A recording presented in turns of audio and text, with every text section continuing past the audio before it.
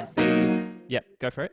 Sorry, just a question there on the first one. Isn't that only 1.5? 1.5, correct. So why did you say 1 and 2 then?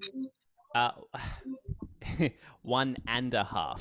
So the 1 is the full value of 1 and it is a half note. So when I'm dividing the bar into 1 and 2 and 3 and 4 and, I'm actually dividing it into 8 quavers. So I'm trying to understand how the crotchet relates to those 8 quavers.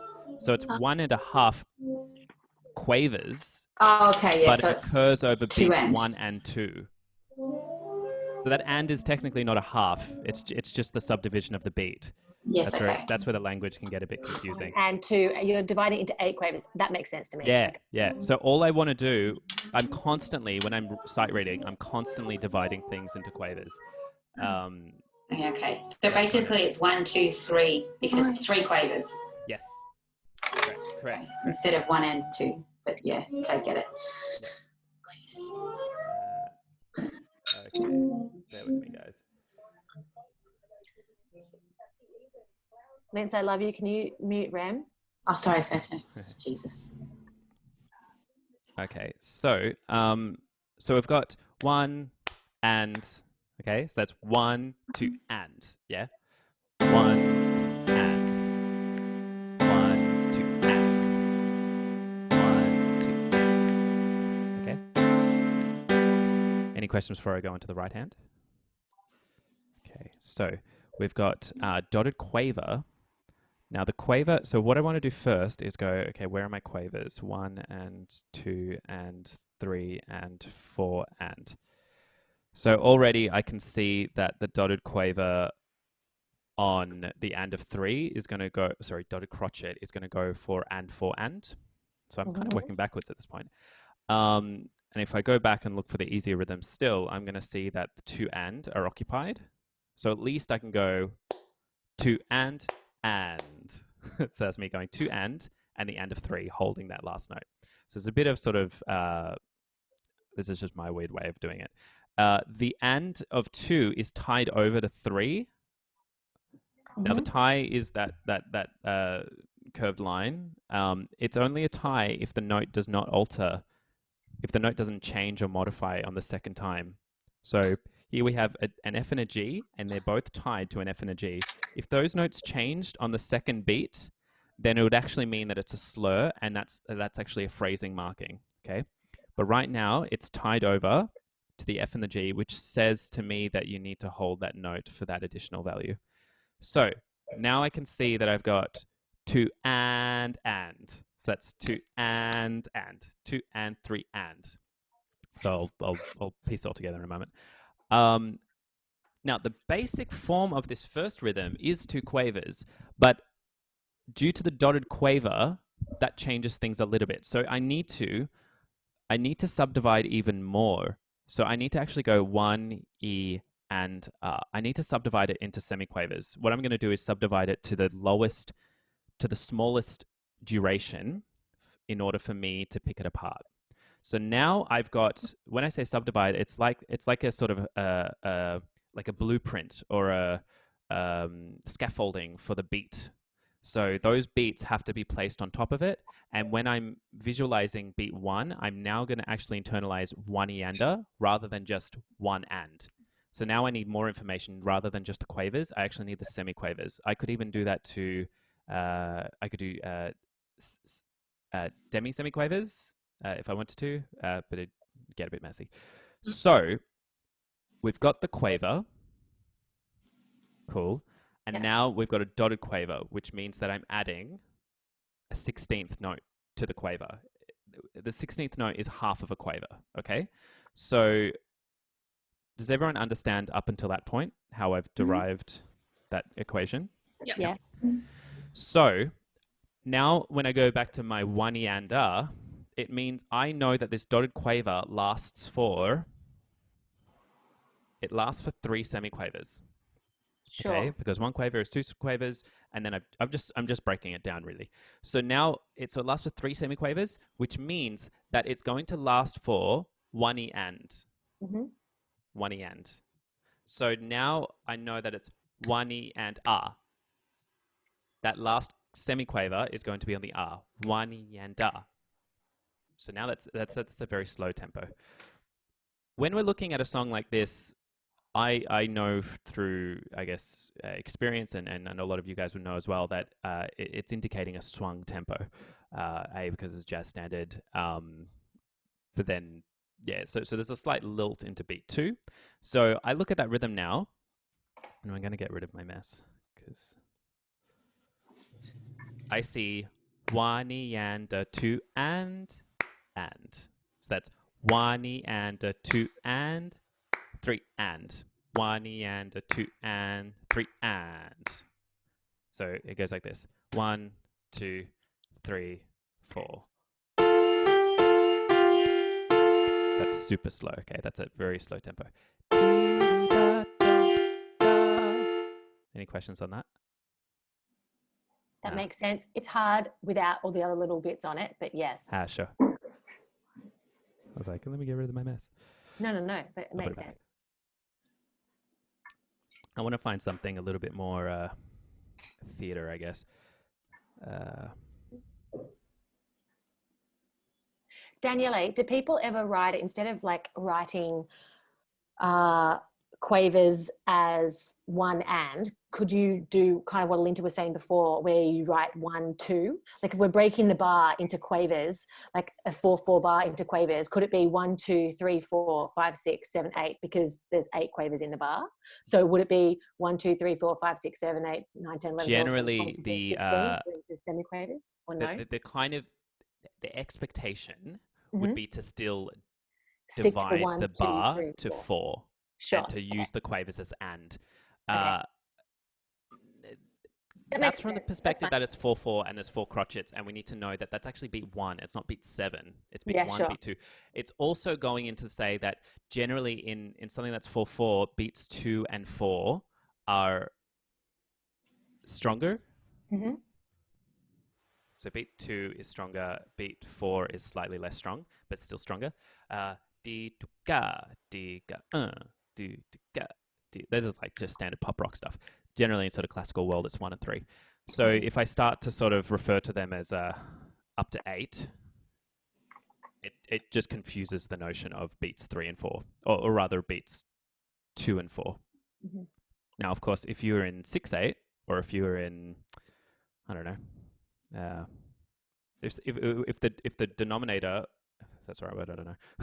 If the bottom number is an 8, a quaver, then I would count up to 8. So that's to say if it was made up of quavers instead of crotchets. And I'll try to find an example. That makes sense. But I know it's the perpetual battle between choreographers and musical directors.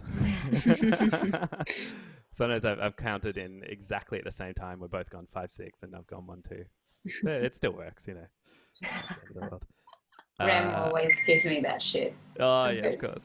5, 6, 7, 8.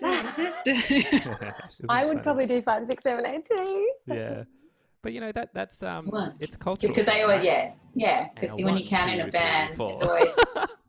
It's a Well, bit 'cause, less yeah. exciting, is it? But they always go 1, 2, 1, 1, 2, 3, 4. Yeah, totally. It's just a different attitude. You could even debate that 5 is a more interesting number than 1. If we're talking about language. Then why the hell not? Okay. Guys, I'm trying to find you something, but I won't be too picky. I should just pick something. If I ain't got you. All right. If I ain't got you, Alicia Keys. So already we've got, great tune. We've got 3/4, 3 crotchets per bar. We have triplets. When we're dividing this, I need to go 1, 2, 3. I need to have a strong idea of where the strong beats lie. I'm just going to turn Dropbox off because that's slowing things down.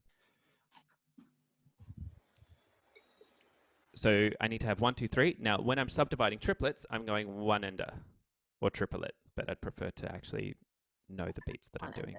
1 and a 2 and a 3 and a. Super straightforward.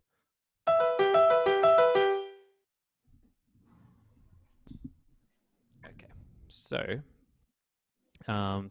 that rhythm goes through, and when I'm sight reading, I'm glancing at the overall rhythm, so I I'm sort of looking ahead to determine whether the rhythm's going to change. I can safely say that the rhythm's quite static. It's just that the notes change. So I want to actually be looking at the distinction of notes. And then we've got the chord symbols here. Do you guys mind if I go into a bit of harmony, like chord stuff? Oh, Sort of. I don't really know. I know shit all about chord symbols. So yes. Cool. Go Would you for like it. that? All right. Yeah. So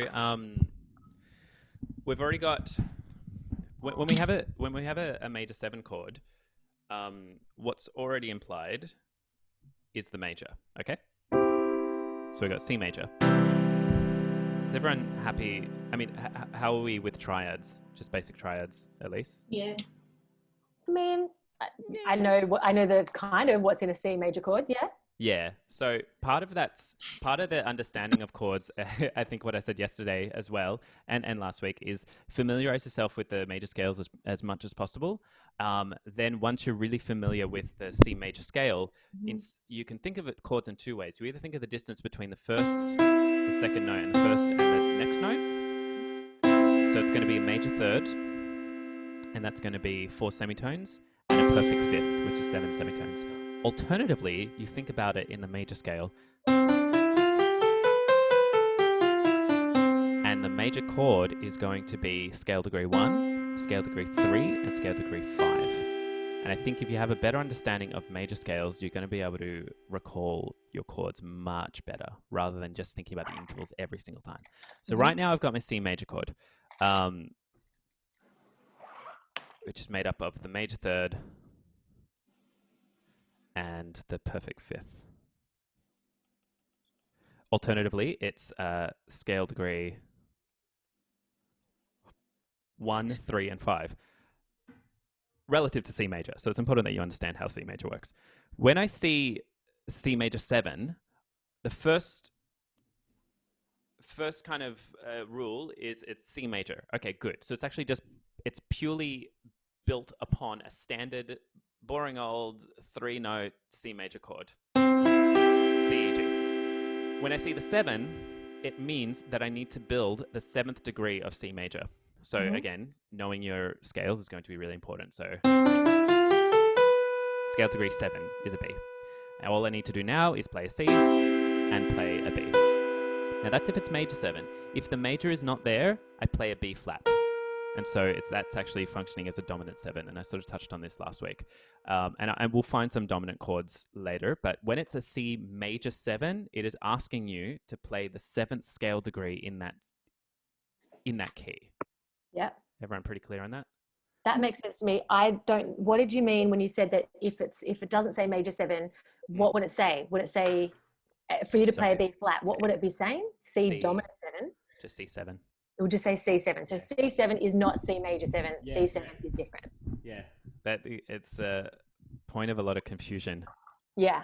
Because it doesn't really say Dom 7. Sometimes it says Dom 7. And it's one of those things that are implied.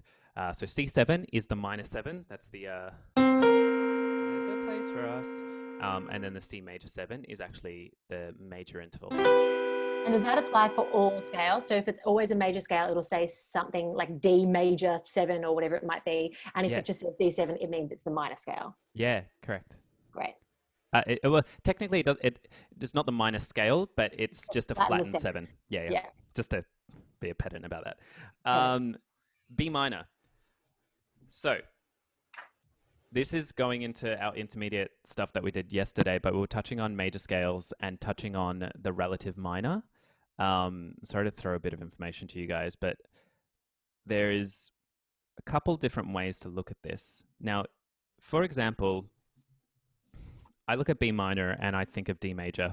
And the reason that is because D major, okay?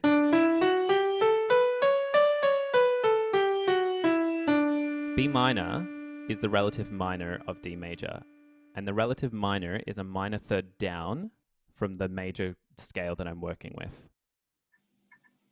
Did anyone just be like, what the hell's just happened?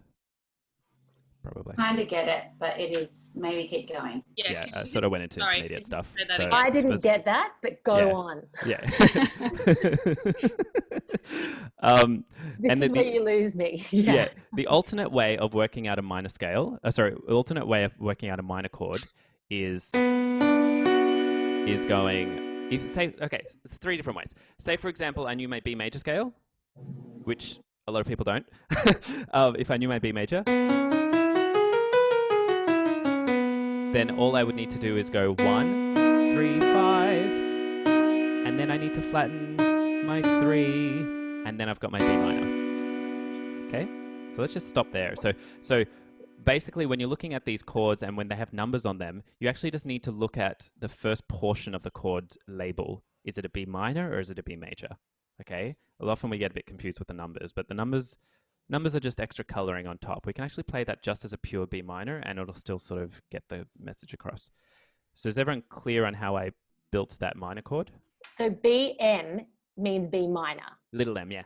Yeah. Well, Whereas if it said, if it was just a B, it's a major chord.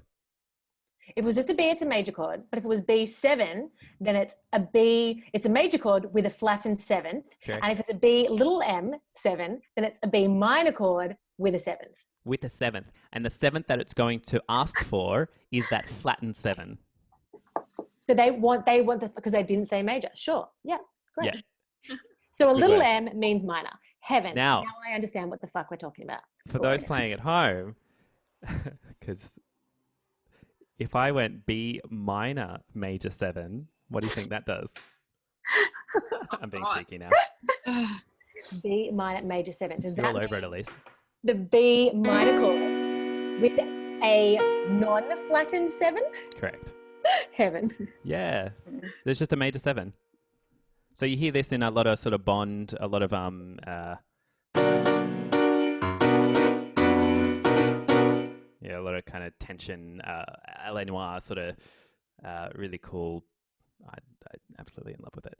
So when we have B minor 7 though, just B minor chord with a flattened 7. Now say you're not very familiar with B minor, maybe you just find an easier chord, for example, A minor. Hopefully, once you start to familiarize yourself with the C major scale, and what I'd encourage you to do is, I think I said this last week, but play every note has its own chord. Every note has its own chord, and also they have a particular tonality. There's a limited amount of major and minor chords, and it just so happens that if you learn them relative to this key that you're working in, it means you'll get to know them a little bit better. So when I look at an A minor chord, I actually just think, oh, that's the chord that kind of exists in C major, so it's going to include an A, C, and an E. But the alternative way is to actually go, oh, A to C is a minor third, C to E is a major third. To me, that's a little bit too long. If anything, I'd actually rather go, what's my A major scale? Okay, and what's my A major chord? And what's my minor? Flatten the third. Okay, cool. But that just comes with practice. So if you familiarize yourself with every major chord and every minor chord, then you'll be able to play them quicker. Can I ask one question, Dan? Yeah, go. Sorry, I think I might have missed this because when I missed something last week. So I know the A major chord. So I know that we've got our A, C sharp, E. So then to make it A minor, which one do I flatten? Third. Just the third. So anytime I make the minor, I flatten the third. Just flatten the third. Thank you. I missed that bit last Super week. I was like, simple. what the fuck do I make something minor? Yeah. Great.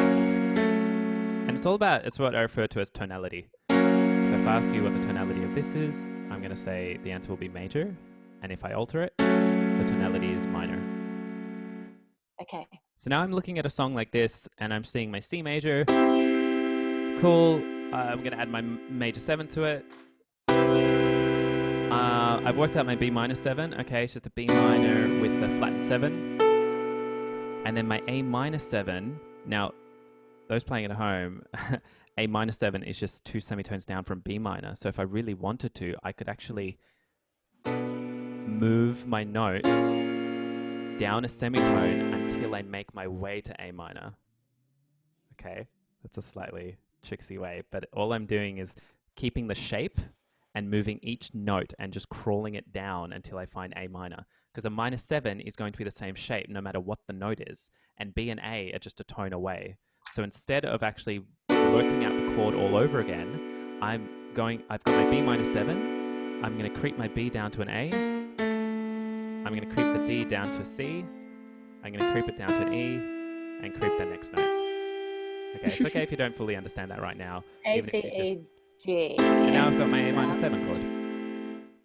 Isn't it C sharp? C sharp is A7. A. Because that's the major third. The A to C sharp is a major third. Yes. Is that? C, hang on. Yeah. Say that again. So the C sharp is a major third. So that's the. Yes.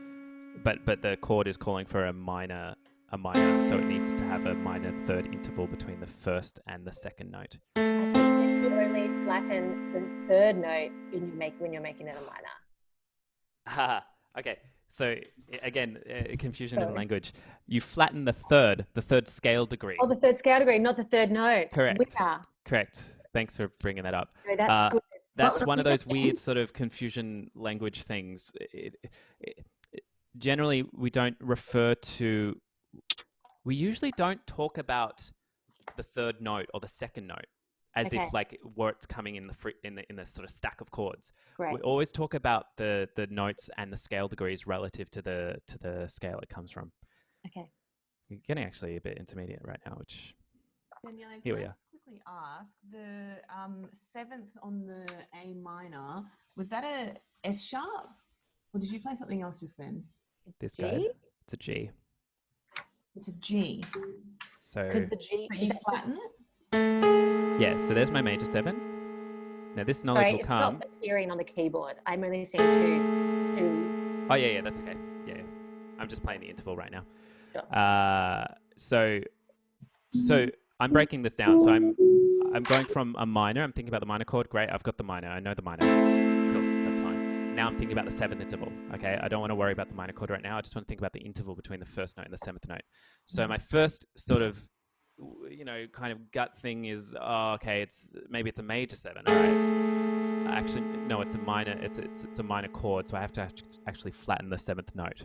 But in order for me to understand that the interval between an A and a G sharp is a major 7, I can painstakingly sort of work out the semitones in between, or I can grow accustomed to the A major scale, which is just daily practice of going, okay, here are my scales.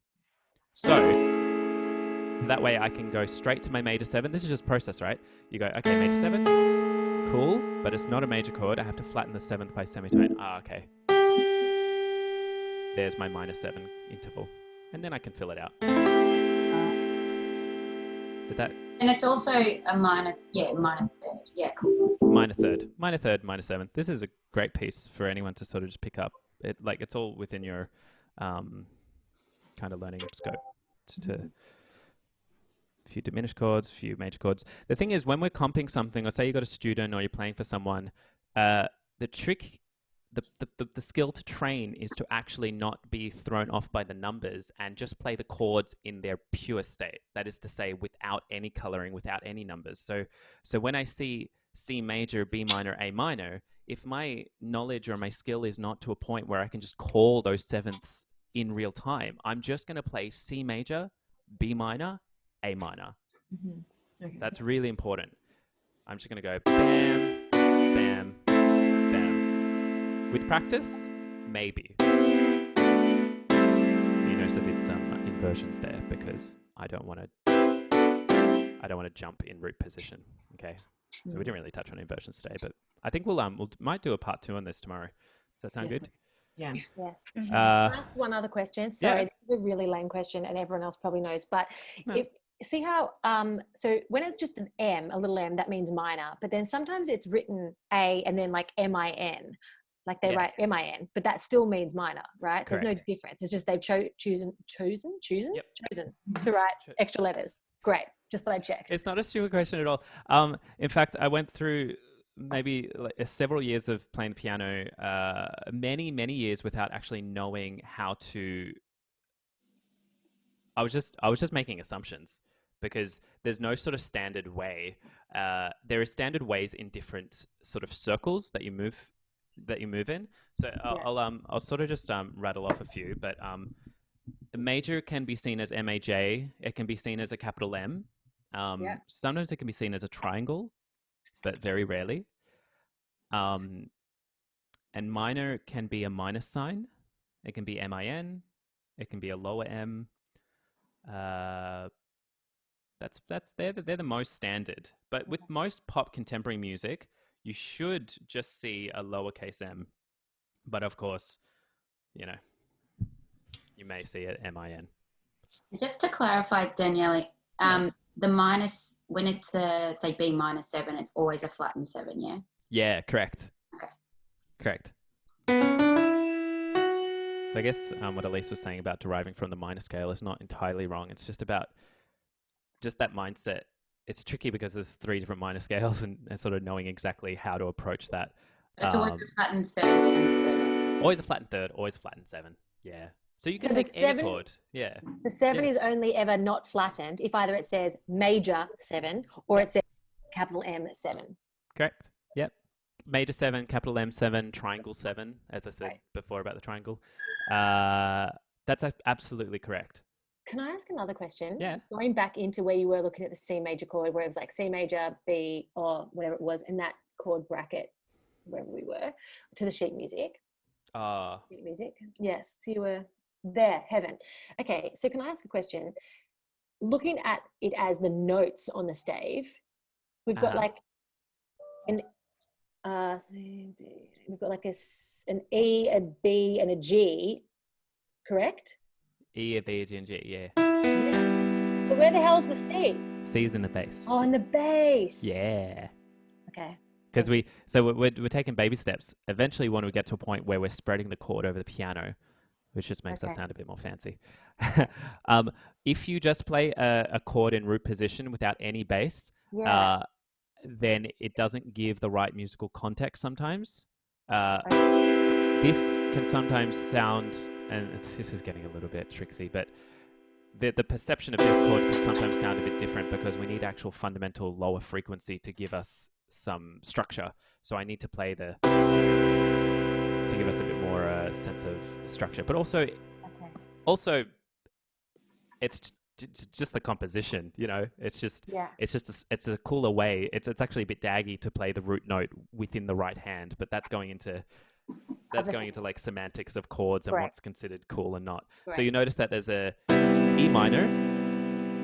So this is a trick, yeah. So that notes that you just said are actually an E minor chord, and so eventually you start to realize that within a C major 7 exists an E minor, but let's not get too hung up about that. So there's C major 7, and then it's doing voice leading. So it's trying to find the quickest way to move to the B minor 7. It's actually written like that. There's my B minor 7, and the B is not in the bass either. And now the A minor 7, of course this is going to destroy everyone's brains, is actually, it emits the 5. And when something's emitted, it's just not there. Okay. The only reason it does that is because it's cool. It's cool. And their discussions, they're super advanced discussions of like style. When I see an A minor 7 and I'm playing a funk soul tune, that actually means I shouldn't play the 5th note. So if you weren't reading the staves and you were just reading the chords, you would probably play the 5th. The general assumption would be to play the 5th. If someone with a bit more kind of musical blah blah blah would admit it, but some of us can't be that cool. Some of us are still trying. Yeah. But generally, like speaking, like is it generally speaking, if you were just playing the chord, what do you call it? The shortened, what's the one at the top? Chord symbol. Chord symbols. You play, like, say if it's C major 7, you play the C in the bottom, and then the B. Good principle. Minus. You'd always usually, like, if you're just. It's a good principle to do that. Yeah. But the step before that is just to get familiar with the chords. Yeah. The step before that is go, okay, that's a C major 7. Great. Next step. Okay, I'm going to try bring the C into the left hand and take the C out of the right hand. You know what I mean? Yeah. Now, of course, if the A minor 7, if you played an E in that, it's not the end of the world. The E is implied. That's why it's omitted. But we're not getting into that discussion of implied sound. because Good. that's wild. I'll see you guys tomorrow, and apologies for the tech mishaps, but thanks for being patient. Thanks, Thanks. Daniele. Thanks, guys. Thanks, You're up. Daniele. Thank you so much. Bye. Pleasure. See ya. Bye. Bye.